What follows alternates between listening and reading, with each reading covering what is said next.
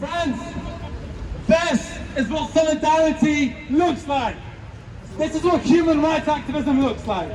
You know, we stand here united as Jews, as Uyghurs, as Tibetans and Hong Kongers, and wonderful allies, to say no to the Beijing 2022 genocide games. My name is Olaf Stando, and I am the Vice President of EUJS, the European Union of Jewish Students, as well as one of the co-founders of Never Again Right Now. I'm also the organizer of this protest, so thank you very much for everybody who turned out, and thank you very much for our wonderful organizations that helped to make this happen. We have an enormous Hong Kong attendance, so a huge thank you to Hong Kong Aid. A round of applause everybody, Hong Kong Aid.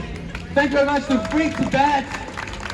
Thank you very much to the United Union of Jewish Students UK. Thank you very much to Yet Again. Thank you very much to Stop Uyghur Genocide, and thank you very much to the World Uyghur Congress. Thank you very much to Burst the Bubble. Thank you very much to Rene Kassan, and so many other allies that there's simply too many to mention. But last year, me and my Jewish friends from across Europe have founded our campaign. Our campaign is called Never Again Right Now. This vital promise of never again is being broken. Torn into shreds by ignorance, by complicity, by apathy, or simply by fear. Yes, genocide states have always tried to intimidate us, threaten us, and try to shut us down. But Beijing, and I hope you're listening, you will not defeat us. We will prevail. Friends, the Never Again is to be more than a buzzword, more than an empty statement. We must take action right now. That's why we're standing here together and reclaiming the Olympics. You know, I'm angry. I'm so angry at the International Olympic Committee, who on Monday took the Olympic torch to Olympia. They've lit the Olympic torch and they staged a wonderful lighting ceremony, you know, preaching about the Olympic values of humanity, of unity, and of peace. And while the International Olympic Committee were doing that, on Monday, the Greek police was arresting Tibetan activists in Athens and in Olympia simply for rolling out a banner, simply for saying that human rights matter. It makes me angry.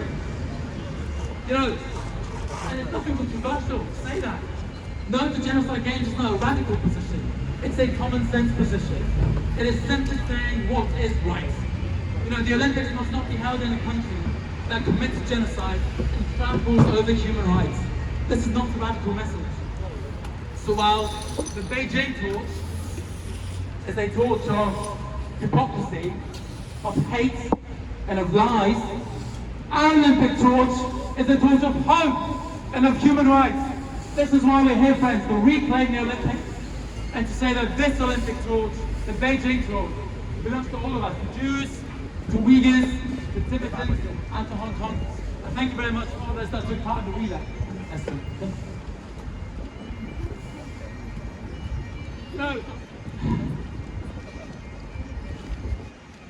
I'm so angry that while 3 million Uyghurs are being held in concentration camps, which seems very far away, but the world doesn't really care. The world is turning a blind eye. You know, most countries in the world still refuse to recognize that this is a genocide. A genocide is happening in front of our eyes. Well, far away, and you understand, but we're one world after all. This is a genocide. This is not a joke. This is a serious work. It's happening right now in East Turkestan. I'm angry that Tibet is held under a brutal military repression with its culture, its traditions, and its basic freedoms under attack. And the international community reaction? Silence. Stone cold. Not our business. I'm angry that if this protest today was to take place in Hong Kong, we'd all be on the way to prison right now. So we've got privilege to stand here in a democratic country and stand up for human rights. And my God, we're using it well. Thank you so much for coming. The facts are clear. The CCP and the Chinese state is a repressive, authoritarian, immoral genocide state. And the purpose of staging these Olympics in Beijing 2022, is to whitewash its crimes against humanity. We, friends, will not stand for that. While officials, politicians, athletes and commentators in just 100 days will be basking under the warm glow of the stunning pyrotechnics and the beautiful new stadiums and the smiling mascots, China will continue violently and brutally repressing Uyghurs, Tibetans and Hong Kongers. And we say no to these genocide games. Friends, Beijing must not be handed the international legitimacy, the stamp of approval on a silver platter. That's why we're here to say loud and clear, one demand, all united. It's time for a diplomatic boycott of the Beijing 2022 Games. And look, I know we've got differing tactics. Some of us call for a boycott, some of us call for a diplomatic boycott, some of us are calling short of that. But friends, we're here to say one thing. No to the genocide games. Human rights will always prevail. This building, in front of us, the Parliament, has taken some pretty encouraging steps.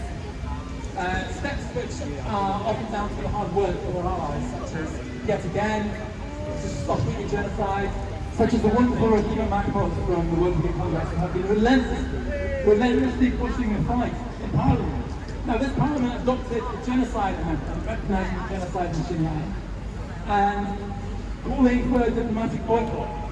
Now, it voted for a diplomatic boycott. Now, act on it. Because talking about it on paper, or indeed on parliamentary paper, is not enough. Friends, if never again is to mean anything, if human rights really matter, governments must take concrete action. We're leading by example. We're here taking an action and doing a torch relay. It's time for governments to do the same. Those who prefer not to see what's happening in East Turkestan, those who prefer not to see what's happening in Tibet and Hong Kong, are actually complicit in endorsing the Chinese genocide state. We, on the other hand, friends, all of us have turned out, are bold, are brave, are principled. And listen, it's no wonder that China is scared of us.